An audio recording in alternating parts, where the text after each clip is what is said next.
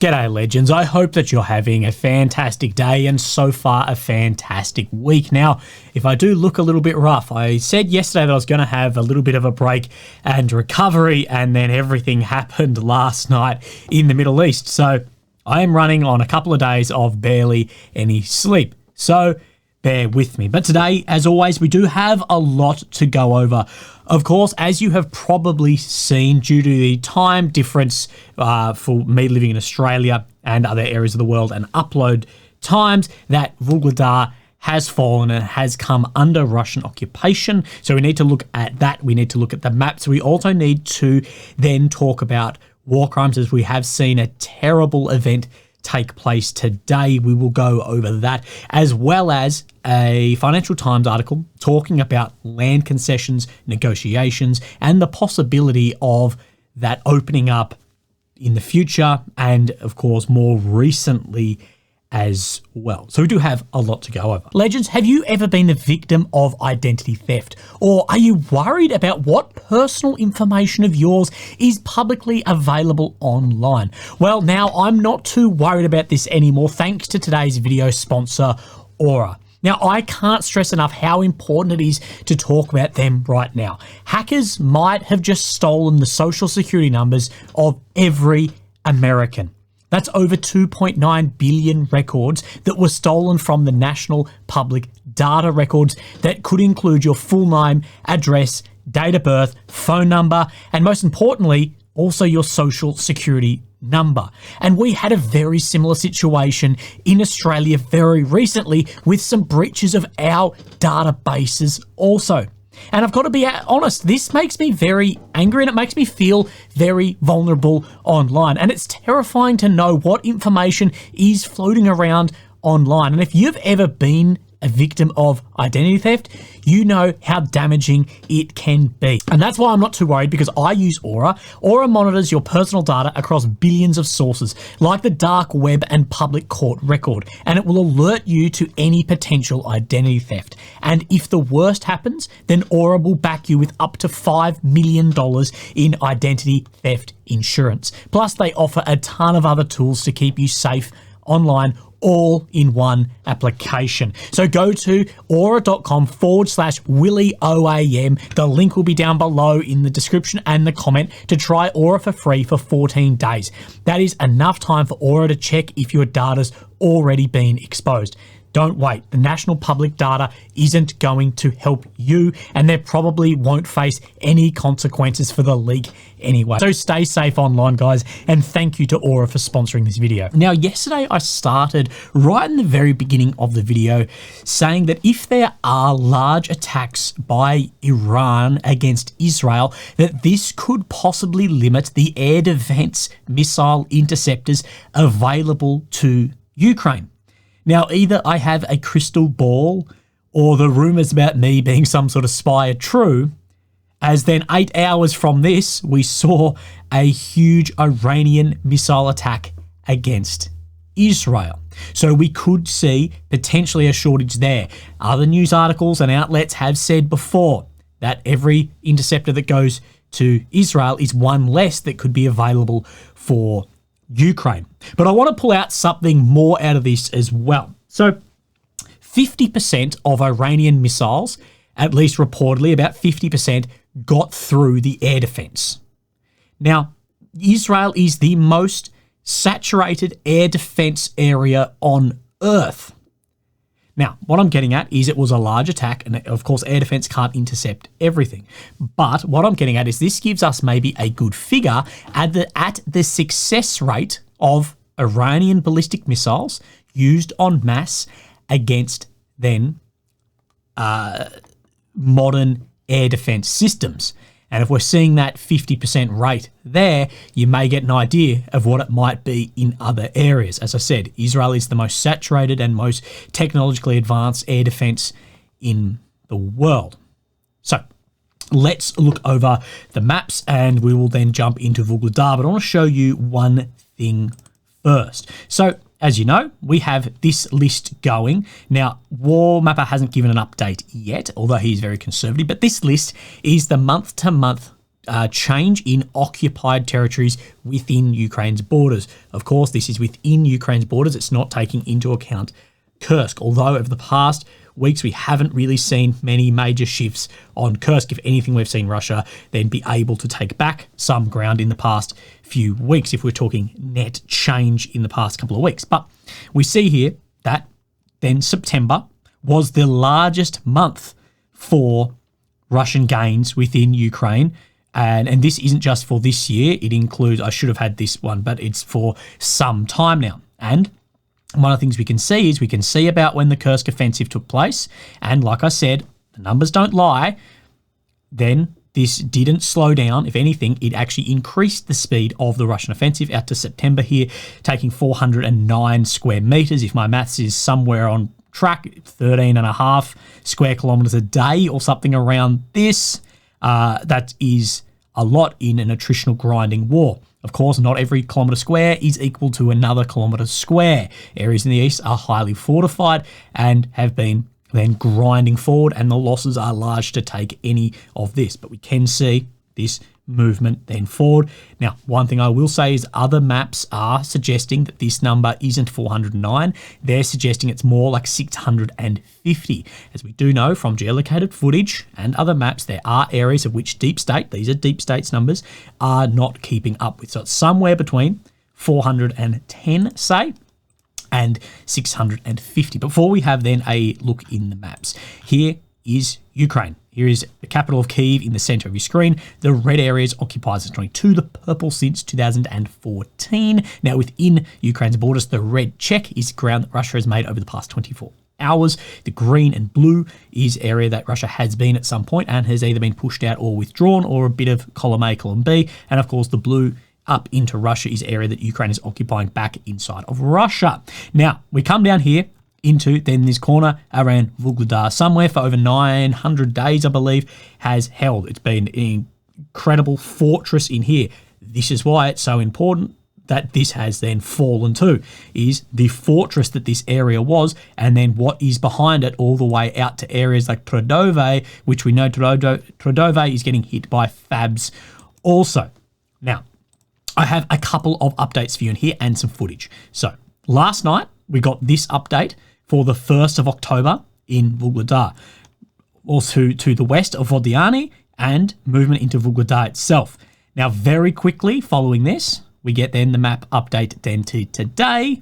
So we see from where I showed you yesterday, last night, today, then all of this has confirmed to come under control here. Now, many are saying this hasn't, that it's still, there's areas holding, that there is resistance, that it's just difficult. By these maps, the area has come completely under occupation by what I am seeing. Now, it does seem that overnight, the Ukrainian forces were able to move out. How many were able to be moved out? How many were then left in here? What were the casualties moving out, which we suspect would be high if, like was being reported, there was even fire control by guns. We don't know that yet. Potentially, we will know more into the future. This area here has definitely come under control. Now, we get a very similar picture when we look at the Syriac's update. So we get the October 1st, we have this movement on the northeast, so out from Vodiane, as well as this movement into the blocks from west to east with the geolocated footage that I showed you. Syriac updated this, and then we see Syriac's next update showing then actually less on the eastern side now than Deep State itself. Deep State is showing a straight up there, that area has come under complete control. And we get then this geolocation shown by Noel reports. Noel reports here showing, of course, Vuhledar coming under complete Russian control. And the video to go along with it shows then Russian forces on top of the central administrative building with then the Russian national flag waving here, taking then this area that has held for a hell of a long time. Like I've said, maybe so far in this war, for ground gained versus losses, and just in total, not one or the other, this could be, I guess, the highest of it. A small area, it's been so heavily defended and being able to break in. Sorry, I'm getting a phone call. But that area has come under control. What the next steps are, we are then, of course, unsure. So let's have a look at these maps, because yesterday, of course, when we had this first movement down here, we have then at Hernik and at Ukrainsk, then we get further movement out in the Pokrovsk front. Now, this is showing now very similar to what Syriac is showing. Syriac does show right up to the train line, but as far as to Skerne, amount of break in there, absolutely, this is now confirmed that some of that is occurring. Remember, Syriac is showing that more of this has been closed up and to that train line, but regardless, we do definitely confirm there has been some change in here. Now, let's then have a look on Syriac's map. Now, he's not showing this area. He's showing just up around Lysivkia in here, and movement out from the locality of Mykolaiivka in here. This is going to become important in 1 second when we talk about a terrible action that has occurred. So remember this area. Now, we're going to move up. No changes shown anywhere else, but we come up and we see this Druzhelny and Andriivkia in here, an area of which we then spoke about only yesterday. Now, yesterday it showed that then the Zerebets River in here came under then Russian control. Today it is showing that the Russian forces are very close to Vishnev in here too. Again, can't confirm this, but this red dot is Andriivka, so a movement the way out through here. Again, we are not sure. The village is not fully secured yet, but we'll wait and see what is occurring there, because if that has had some break-in, this is some 3.5 or 3.2 kilometers back from the line there. So this war has sadly seen and disappointingly seen numerous systemic war crimes take place on film, logged, with zero accountability. From blatant executions by guns, FPV drones, drones dropping grenades, to the use of gas and targeting soldiers who are obviously hors de combat, who, of course, injured, wounded beyond being any sort of effective at war, and then targeting of them. Regardless who is seen as victorious, regardless of their patch on the shoulder, these crimes, they need to be answered for. Yet we have not seen either Russia or Ukraine be willing to self-police and self-investigate these incidents, which more often than not are celebrated online. And it truly shocks me how the average person can turn a blind eye to these events or justify these events because it is their side of maybe who they're barracking for, but sure as hell who they're not, at least en masse, on the front line fighting for. And today is no different. Now, I will not show you the footage. I'm sure you can find it if you'd like to find it. But what the footage allegedly shows is we see 16 Ukrainian soldiers out here, Russian soldiers here, and they are then gunned down in a mass execution terrible event. The Ukrainian Ministry of Foreign Affairs has also stated this near Pokrovsk too. And we have then a geolocation of where then this took place. Now, the reason I showed you then the Syriac map is Mykolaiivka right here, that this took place out here, an area that's not even shown in grey zone on this map, which is the first thing a lot of people are pointing at, going, well, how is this occurring here? But under the Syriac map, this shows as under control, just taken in this area today also. So for some reason, anytime I point this out and the systemic nature of these crimes, of the use of K-51 grenades or this or that, it stirs up people. Everyone should want for better treatment of people and war not to occur. This is the map that I was then referring to, and it is a terrible thing, and I really hope at some point people are brought to justice for these actions. Sadly, I don't think that is very likely, and I do think that America did really undermine a lot of that with going against then ICC warrants into its allied nation of Israel as well. Now, sadly as well, this is not going to end. And what I'll say is I think that this is very likely to get worse. And let's talk about this when we talk about protracted war. After much expenditure of blood and treasure, war termination is rendered all the more elusive by the desire to honour sunk costs, and by a resultant escalation of commitments serving to justify earlier military investments and sacrifices. He noted the greater the enemy's effort in cost in fighting the war, the more will he become committed to his own conditions for peace. Whether through deliberate or inadvertent escalation, as increasingly frustrated and vengeful antagonists progressively jettison their self-imposed operational restrictions and moral reservations, ratcheting up levels of aggression before eventually engaging in total warfare. Speaking that, as war gets on, that things can get significantly worse and more brutal. We see this infamously in 1915. German forces, in violation of these conventions, introduced poison gas to the Western Front. During the Second World War, despite some countries' prior moral qualms, all parties engage in unrestricted submarine warfare and mass aerial bombardment of civilian targets. We talk about chemical weapons in this too.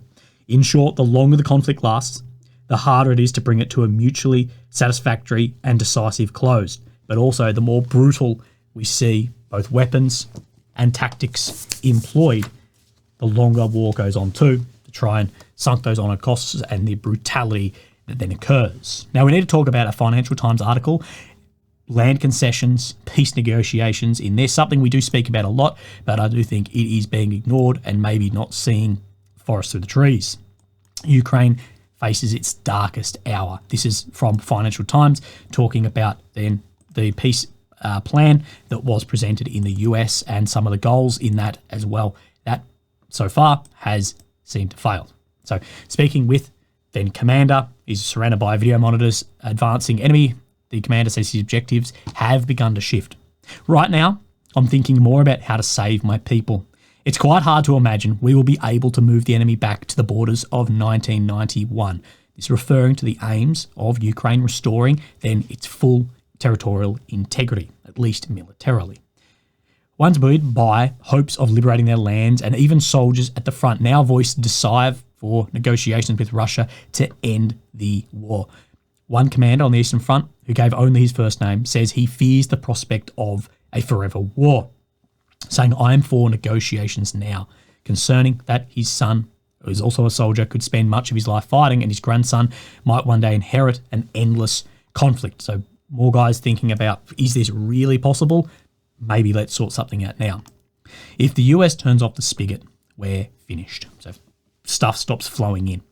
Ukraine is heading into what may be its darkest moment of the war so far. It is losing on the battlefield in the east of the country, with Russian forces advancing relentlessly, albeit at immense cost to men and equipment.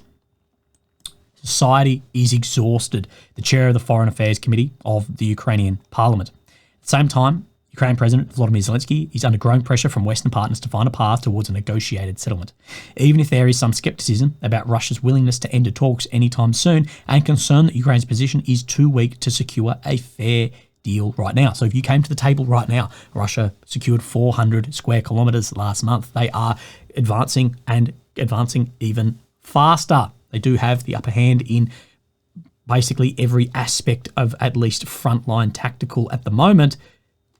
Would Ukraine get at any sort of deal? Kursk is not enough to swing that tide of 106 or 109,000 square kilometres to maybe around 1,000. A senior Ukrainian official says most players want de-escalation. The Biden administration is aware that its present strategy is not sustainable because we are losing the war.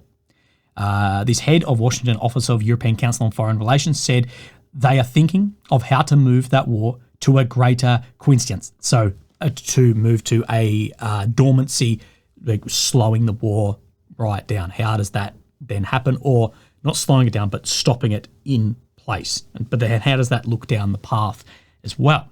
Notice how a lot of the messaging has shifted from collapse this, collapse that, win this, to shit, okay, let's look at this. Most threatening of all is the possibility that Donald Trump wins next month's US presidential election and tries to impose an unfavourable peace deal on Ukraine. Now, one thing I will say about this, Kamala is already in power as the VP.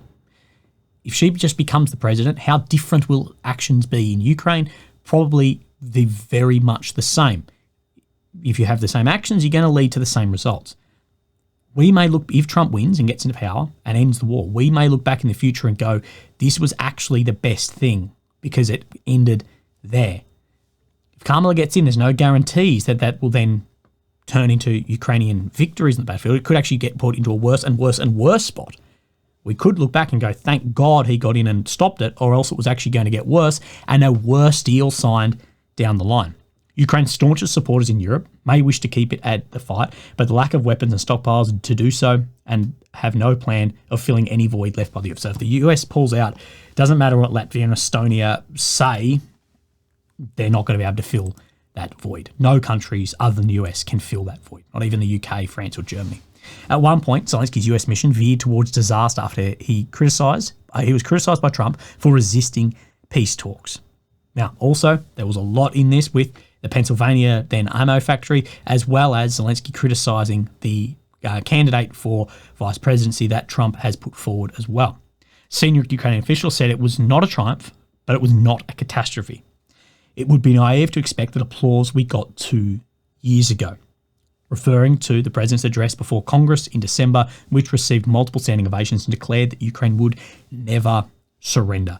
In my opinion, if the long-range strikes don't get signed off and no security guarantees were signed there, this victory plan presentation, I wouldn't say catastrophe, but it is, if you have catastrophe triumph, it's more that way. The Ukrainian leader left Washington empty-handed on 2 central issues: US permission to use Western weapons for long-range strikes on Russian territory and progress on Ukraine's bid to join NATO. US officials were unimpressed by Zelensky's victory plan, which includes requests for massive amounts of Western weaponry. I do wonder when we'll start seeing pieces of this actual plan. An advisor who helped prepare this document says Zelensky had no choice but to restate his insistence on NATO membership because anything else would have been perceived as a retreat on the question of Western security guarantees, which Ukrainians see as indispensable. The problem is, I see here, is what if these promises then don't come? What if we need battlefield victories before there's further security guarantees given to put in a better position? But also in this too is what then occurs if then the promises of no retreat, never surrender, what happens if that isn't upheld also? And we will go over that at length in this article too. Zelensky's victory plan restarted old objectives. Its real significance is that it shifts Ukraine's war aims from a total liberation to bending the war in Ukraine's favour. So instead of total liberation, Russia coming to the table. Again, like I will say, the victory plan is based on the 10-point peace plan. The 10-point peace plan was written in November 2022. The war was significantly different then, and people had a far more pessimistic outlook on how Russia would continue into the future, and probably more optimistic leading into the 2023 counteroffensive.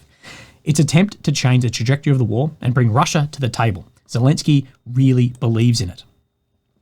The UN General Assembly in New York, their European diplomats have said that there is a tangible shift in the tone and content of discussions around potential settlement. We have definitely seen this in the media too.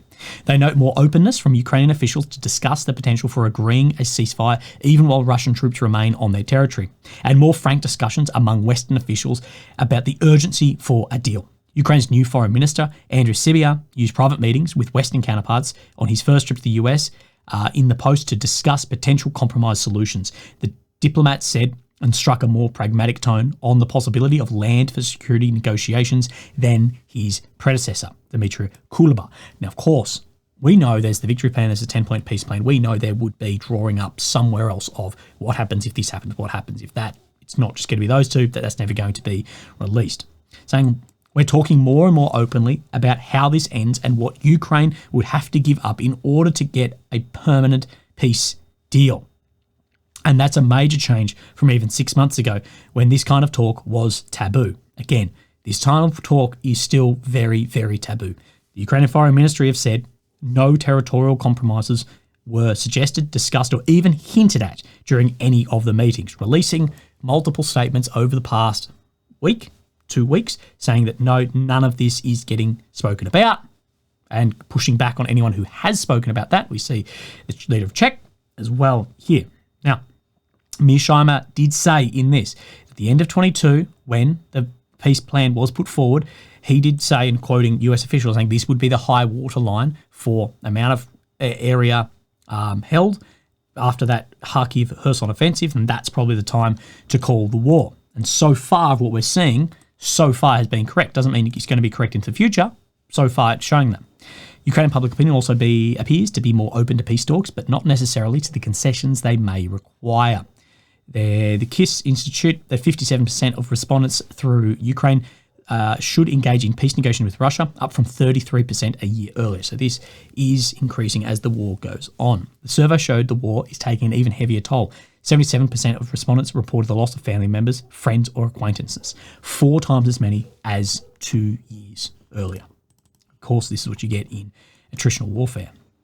Another source of tension is mobilisation. Under new legislation, millions of Ukrainian men have been compelled to register for possible service or face hefty fines. Many Ukrainians, no men, and there's videos of this everywhere, who have been randomly stopped at metro train stations late at night and carted off to mobilisation centres, a brief period of training, and then to the front line. It's perceived as abusive, worse than if you're a criminal, where there is at least due process.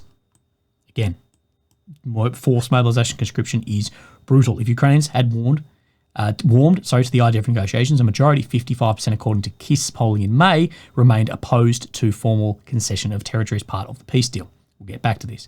People want peace, but they are also against territorial concessions, and it's hard to reconcile them.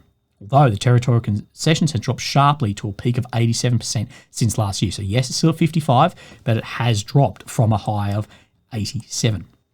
Other polls suggest Ukrainians are still confident in winning and will be disappointed by anything other than a total battlefield victory. The biggest domestic problem for Zelensky might come from a nationalist minority opposed to any compromise, some of who are now armed and trained to fight and have made massive sacrifice as well on these promises. Many of their friends, their colleagues have died on these promises of we are taking this back.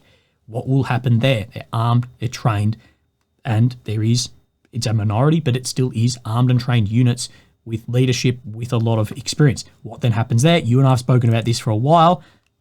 Again, and I think we'll speak about it into the future. This Ukrainian official saying, if you get into any negotiation, it could be a trigger for social instability. And Zelensky knows this very well. So is it even possible to have some negotiation like this with these then groups? What then happens? There will always be a radical segment of Ukrainian society that will call any negotiation capitulation. The far right in Ukraine is growing, but is also now far more heavily armed and trained, and has, of course, committed massive sacrifice to those promises that have been given. The most important thing for us is security guarantees. Proper ones, otherwise, it won't be the end of the war. It will just trigger another one. Land for NATO membership is the only game in town. Everyone knows it. Nobody will say it out loud, but it's the only strategy on the table. I think most people know this, but it's taboo to say it out loud. You'll see the hate that I get under this. But again, in this, what if just Russia says no?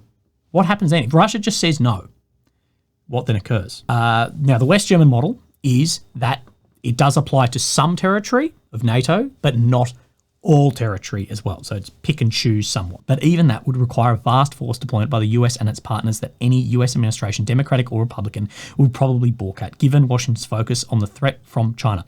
One question would be whether European powers would be willing to shoulder more of the burden. And would Russia accept Ukraine's entry into the alliance on alignment with the West that has been trying to thwart militarily for a decade? Many on both sides of the Atlantic say it's unlikely. Right here and now, why would Russia say yes to this with the successes we're seeing on the battlefield? We don't know the full situation at home, but still. I don't think Russia would agree to our participation in NATO. Anything short of full membership is unlikely to be enough to stop the Kremlin's military aggression. Even if we get a NATO invitation, it will mean nothing. It's a political decision. And of course, if there is instability by some of those national groups they talk about in here, that could massively affect entry into areas like this too. And of course, like we saw in Donetsk and Luhansk, these groups could further be radicalized or pushed even by Russian intelligence operations in areas too. Legends, I hope that you have a fantastic day, and I will speak to you tomorrow. Thank you. Bye-bye.